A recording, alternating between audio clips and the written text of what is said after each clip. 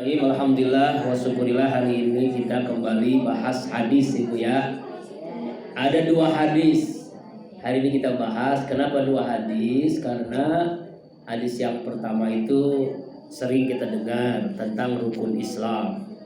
Cuma memang di sini dalam hadis ini ada bunyinya agak berbeda. Ya kan ya Bu ya? Biasanya kan puasa dulu baru haji, di sini haji dulu baru puasa. Ini memang yang mendengar hadis ini seperti itu. Jadi sahabat itu kan seperti ibu ngaji nih.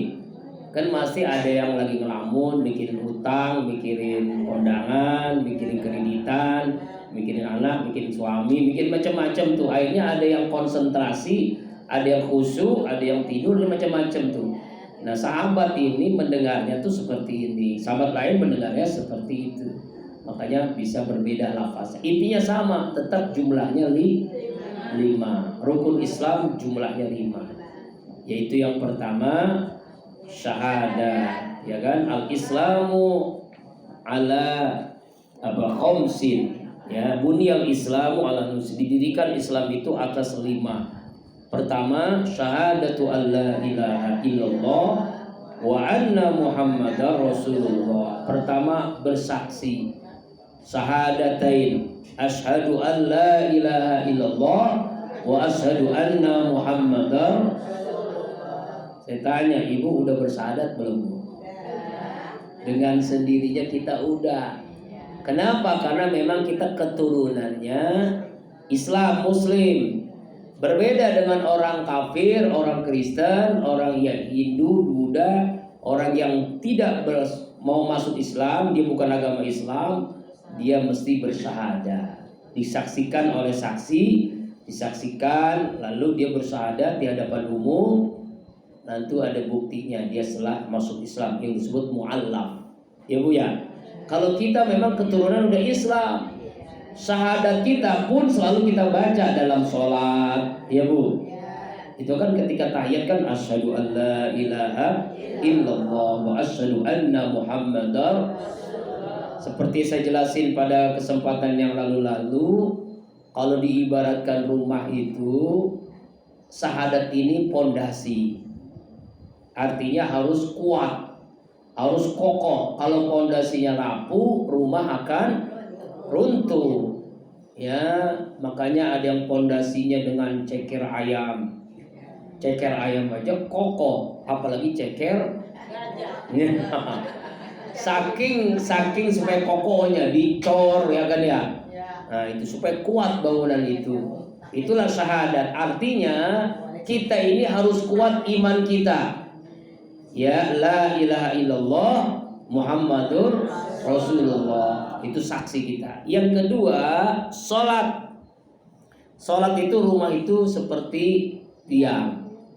Ya kalau rumah tanpa tiang nggak bakalan bisa berdiri rumah. Ya, tiangnya 5. Zuhur, asar, maghrib, isya, subuh. Lebih kokoh lagi tambah qobliyah, ba'diyah, tahajud, duha, hajat, taubat, istikharah, tasbih, salat Idul Fitri, Idul Adha, salat sunnah wudu, salat sunnah mutlak.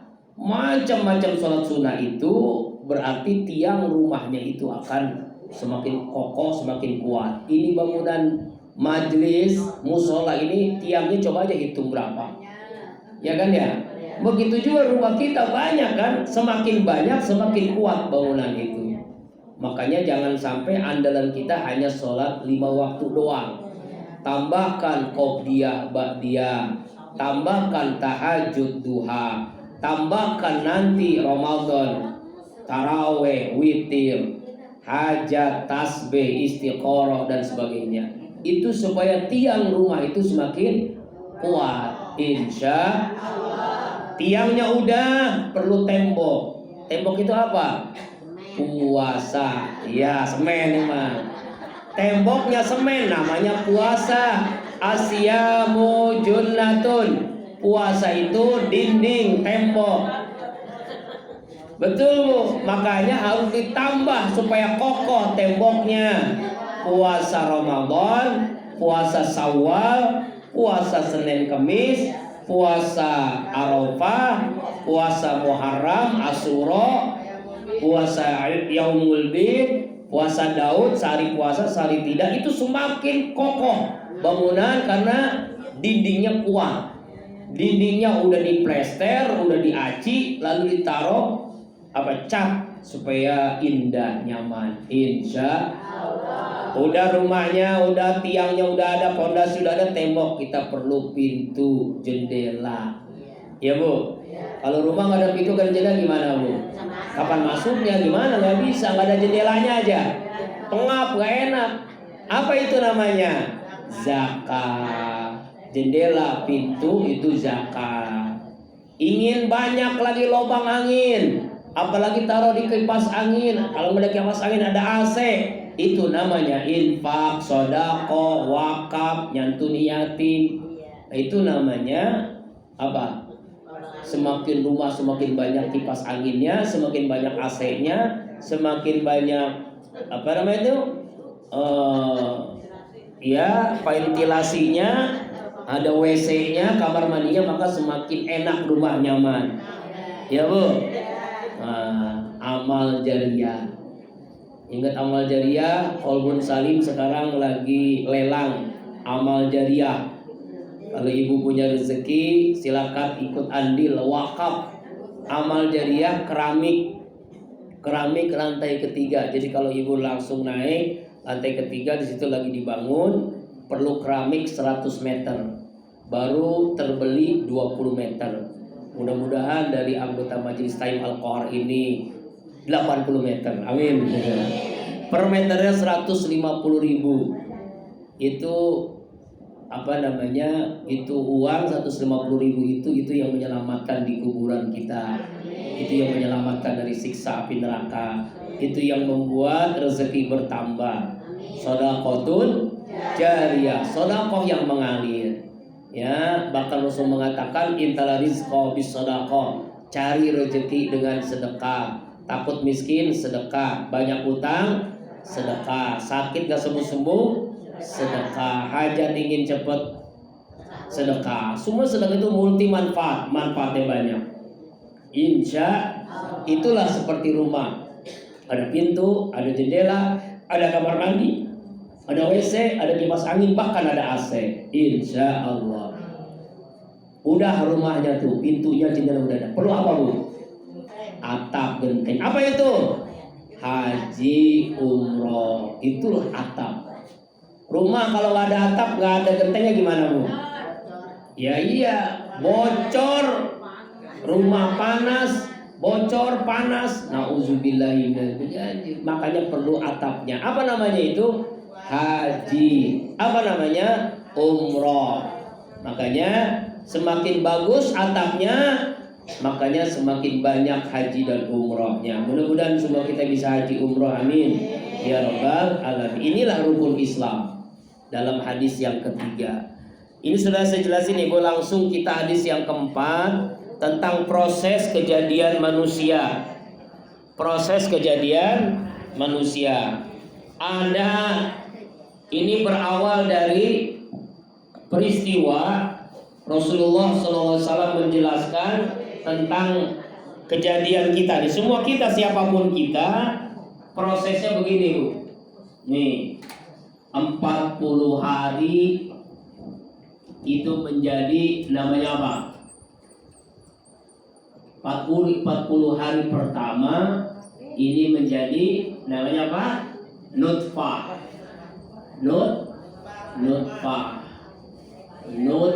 Nutfatun. 40 hari kedua menjadi apa? Alaqatun. 40 hari ketiga menjadi apa Bu? Mudghah. Nah, ini nih proses apa nih? Proses kejadian manusia. Proses kejadian manusia. Kita di mana nih adanya Ibu? Di perut emak kita masing-masing. Di perut emak kita masing-masing awalnya tuh menjadi nutfah. Nutfah ini sperma, ya, air mani. Yang kedua, alaqah, ini adalah darah, segumpal darah. Yang ketiga, mudghah, daging.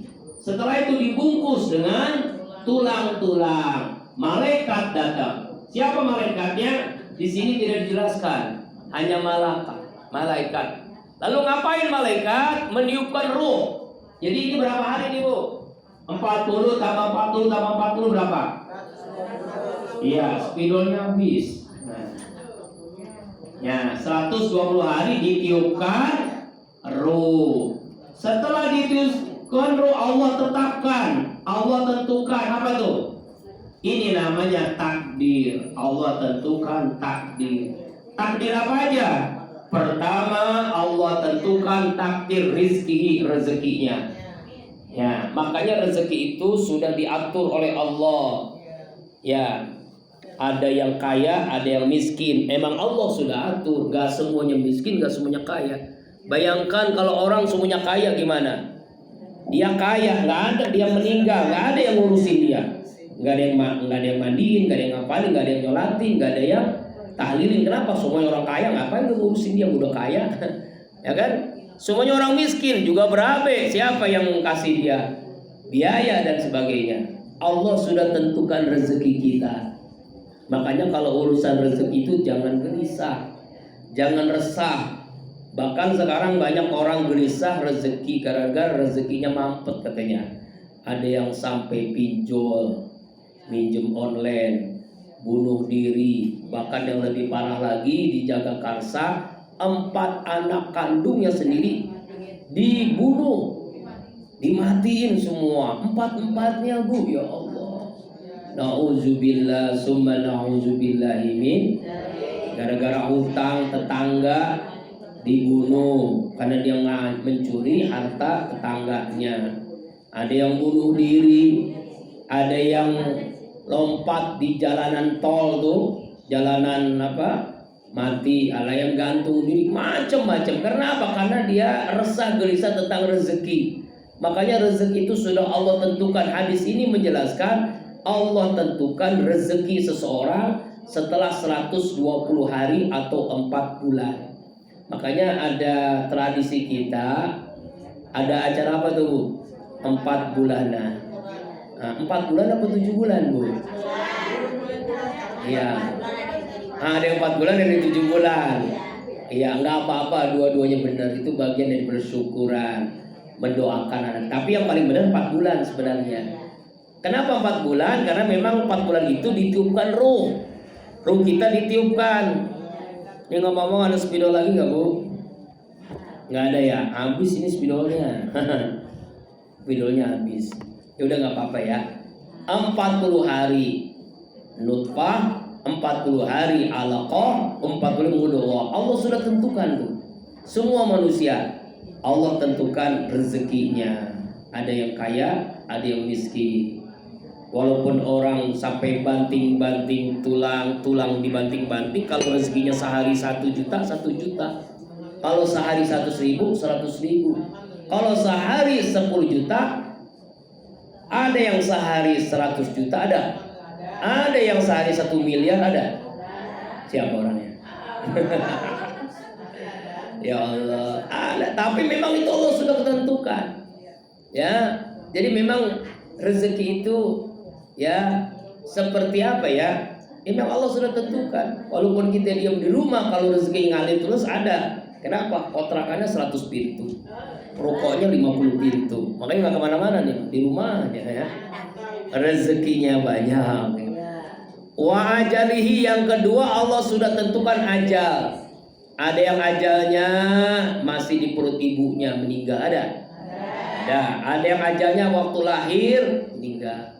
Seperti Amil Sobirin itu, ya istri beliau ngelahirin baru 3 jam anaknya dipanggil oleh Allah. 3 jam kalau masalah ya? Ya 3 jam. Kemarin saya nanya, iya 3 jam Ustaz, ya Allah. Innalillahi wa inna ilaihi raji'un. Jadi 3 jam tuh baru langsung meninggal. Ada yang anak-anak ya seperti di Gaza, di Palestina tuh, Bu. Ya Allah, itu banyak anak-anak yang meninggal. Bahkan 18.000 yang telah wafat, yang syahid, separuhnya itu lebih dari 50% itu anak-anak. Ya Allah ya Rabbana. Ada yang remaja, ada yang sudah dewasa punya anak, ada yang sudah aki-aki nenek-nenek belum juga meninggal. Ada. Memang Allah sudah tentukan ajal itu nggak bisa ditentukan oleh manusia. Allah yang sudah menentukan. Kullu nafsin dha'iqatul. Setiap manusia itu sudah ditentukan matinya. Idza ajaluhum la yastakhiruna sa'atau. Apabila ajal datang kepada seorang, tidak bisa dimajukan, tidak bisa diundurkan. Ya Bu, semua kita sudah ditentukan ajalnya. Kapannya? Wallahu a'lam. Bisa ibu-ibu duluan, saya belakangan. Bisa ustadz belakangan, ibu-ibu duluan. Iya kan? Kan gak ada yang tahu. Yang menentukan siapa Bu? Allah. Iya. Yang megang mic biasanya belakangan. Mau belakangan mau duluan gak apa-apa. Ya Bu ya. Yang penting husnul khotimah, itu yang paling penting. Yang ketiga, Allah tentukan apa? Amali amalnya. Maksud amalnya itu seseorang itu ya mendapatkan hidayah Allah. Allah sudah tentukan. Dia bisa beramal soleh, Allah yang sudah tentukan. Makanya kita bersyukur kepada Allah. Allah berikan kita kemudahan untuk beramal soleh. Amin. Lalu apalagi yang Allah tentukan? Syaqiyun am sa'idun. Allah tentukan celaka atau bahagia. Allah sudah tentukan. Surga atau neraka seseorang itu Allah sudah tentukan ketika berada di perut ibunya. Ini seseorang di perut ibunya masuk surga, Allah masuk ke dalam surga. Tapi Allah tentukan dia masuk neraka, ya masuk neraka. Makanya kita mesti berusaha istiqomah, terus menerus ibadah agar kita meninggal husnul khotimah. Tuh, masya Allah. Makanya kata rezeki, umur, jodoh itu Allah sudah tentukan. Betul? Iya, tapi kita mesti berusaha. Rezeki udah tentukan, kita wajib usaha. Kalau begitu mah di rumah aja dah, nanti juga rezeki datang deh. Nggak bakalan datang. Ya, nggak bakalan datang Bu. Ya, ada yang ngomong udah dah, diam aja di rumah, nggak usah nyari jodoh. Insya Allah nggak bakalan dapet jodoh. Harus mesti berusaha. Nah itu. Seperti itu istilahnya. Kita wajib usaha tapi tidak wajib hasil. Rezeki, ya, ajal, amal, baik buruk Allah yang tentukan. Makanya kalau dengar hadis ini Bu ngeri nih di ujung hadis ini nih. Demi Allah, fawalladzi la ilaha illa ghairu. Tidak ada Tuhan yang berhak disembah kecuali Allah. Inna ahadakum la ya'malu bi amali ahli nar. Ada orang Bu beramal amal penduduk surga, artinya dia masih kecilnya santri, remajanya santri, dewasanya jadi ustadz, jadi kiai, jadi ajengan misalnya, jadi orang hebat, ahli ibadah, tahajudnya rajin, sedekahnya rajin, ya ke masjidnya rajin. Mau meninggal murtad misalnya. Ada kan ya? Itu kan ada Saifuddin tuh yang jadi pendeta kan ya. Bukan jadi pendeta, ustadz jadi pendeta. Nauzubillahimin. Nah seperti itu contohnya ya. Nah, atau ada lagi ada orang yang dulunya bagus, udah tua-tuanya aki-aki masih nyawer. Udah bau tanah, pakai peci masih nyawer. Astagfirullahaladzim. Nyawer duitnya ditaruh di pantatnya cewek. Astagfirullahaladzim. Udah aki-aki bau tanah. Mati. Nah, lagi nyawer. Sebenarnya begini, mati itu kan kebiasaan Bu. Kalau kebiasaan kita ngaji, insya Allah mati dalam keadaan ngaji. Kebiasaan kita salat tahajud, insya Allah meninggal dalam keadaan tahajud. Makanya jangan tinggalkan ibadah supaya kita mati dalam keadaan ibadah.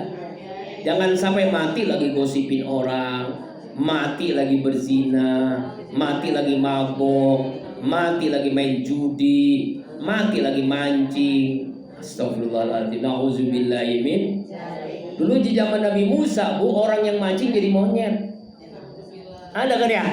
Ayatnya ada, Al-Qurannya ada. Jadi waktu itu ke setiap hari Sabtu umat Nabi Musa ibadah kan. Kalau kita kan umat Islam hari Jumat nih, jadi hari Sabtu nih ibadah. Karena pekerjaannya adalah nelayan nyari ikan. Setiap hari Sabtu ikan pada minggir banyak banget. Ujian iman. Kalau imannya kuat, ibadah sama Nabi Musa, taat kepada Allah, ibadah. Imannya nggak kuat, ya Allah ngapain gue ibadah? Itu banyak banget rezeki. Bahkan datang nggak perlu ke tengah-tengah laut, di pinggir laut banyak ikan. Tergoda lah akhirnya. Akhirnya apa yang terjadi? Semuanya yang nyari ikan hari Sabtu jadi kirdun, jadi monyet. Ada itu nyata, Al-Quran menjelaskan. Itu dalam surah Ali Imran. Bagaimana umat Nabi Musa, surah Al-Baqarah ya. Al-Baqarah itu yang jadi monyet. Ya, semuanya jadi monyet. Mau laki-laki mau perempuan nyari ikan hari Sabtu jadi monyet. Waktu beberapa bulan yang lalu saya khutbah di masjid Kampung Kandang. Berangkat melewati tempat pemancingan. Berangkat sholat Jumat lagi mancing. Pulang sholat Jumat lagi mancing juga. Kata saya ini mudah-mudahan jadi monyet. Kalau jadi monyet gak mungkin mancing deh ya. Kapan sholat Jumat ya ibu? Berangkat masih mancing, pulang mancing. Ya Allah ya Rabbana, Allahu Akbar. Ini kan memilukan ya. Ada gitu, ada nggak bu? Banyak itu yang ketahuan, belum yang lain ya. Emang ujiannya begitu bu. Ada punya buka warung nih, pas maghrib, itu banyak yang beli. Lagi nggak ngapain, nggak ibadah, nggak sholat, itu nggak ada yang beli. Gitu kan ujian iman namanya tuh, ujian kita sanggup dengan iman kita nggak tuh menerima ujian itu tuh. Nah begitulah yang terjadi. Akhirnya orang ini kata Allah, kata Rasulullah, ahlun nar, maka orang itu masuk neraka. Nauzubillah. Atau kebalikannya sekarang, demi Allah, ada orang masih kecilnya kafir, Kristen, Katolik, pokoknya asal Islam dah. Jadi dia beramal amalan ahli neraka. Judi, zina, mabok, semua perbuatan maksiat dia lakukan. Kafir lagi ya. Mau sebentar lagi mau meninggal, aki-aki, nenek-nenek masuk Islam, bertaubat kepada Allah, meninggal setelah bertaubat. Apa kata Allah? Apa kata Rasulullah? Ya, maka dia fayadkhuluha, maka ia masuk ke dalam surga. Selangkah lagi menuju surga. Itu jarak dia selangkah lagi neraka. Dia bertaubat, masuk Islam, masuk surga. Ini yang lebih enak begini nih bu. Bersih tuh bu. Walaupun dia 70 tahun kafir, masuk Islam, bersih seperti bayi dilahirkan ibunya. Iya. Enggak ada begitu bu. Ya Allah, ada yang begitu gak ada gak? Banyak orang yang begitu tuh ya Allah. Makanya pentingnya kita istiqomah. Inilah hadis ini menjelaskan ada orang yang su'ul khotimah, ada orang yang husnul. Apa su'ul khotimah tadi itu? Kecilnya beribadah, terakhirnya maksiat, masuk neraka. Su'ul khotimah. Ada lagi kecilnya maksiat, udah tuanya taubat masuk surga, husnul khotimah. Makanya kita jangan seuzon sama orang. Misalnya ada orang tatoan, orang-orang masih pakai baju seksi, kita ngomong neraka lu, jangan bu. Belum tentu, bisa jadi dia taubat, dia nanti masuk surga. Kita belum tentu masuk surga. Makanya kita doakan, ya Allah berikan kami hidayah. Dia dan hamba berikan kami hidayah ya Allah. Dia bertaubat, hamba istiqomah ibadah. Begitu doanya. Naik angkot, samping kita pakai salib gede banget. Neraka lu, jangan. Belum tentu. Kalau bisa kita doakan, semoga masuk Islam. Begitu. Ya orang tatoan neraka jangan. Bisa jadi dia akhir hidupnya dia bertobat masuk Islam, dia bertobat jadi orang yang ahli ibadah. Ada yang nanya, Ustadz bagaimana tatonya? Kalau masih bisa dihilangkan. Kalau nggak bisa ya jangan. Yang penting dia taubat sungguh-sungguh. Insya Allah taubat itu melebur dosa-dosanya. Amin ya Allah ya Rabbal. Dua hadis ini mudah-mudahan kita bisa pahami dan kita menjadi hamba Allah yang husnul khotimah.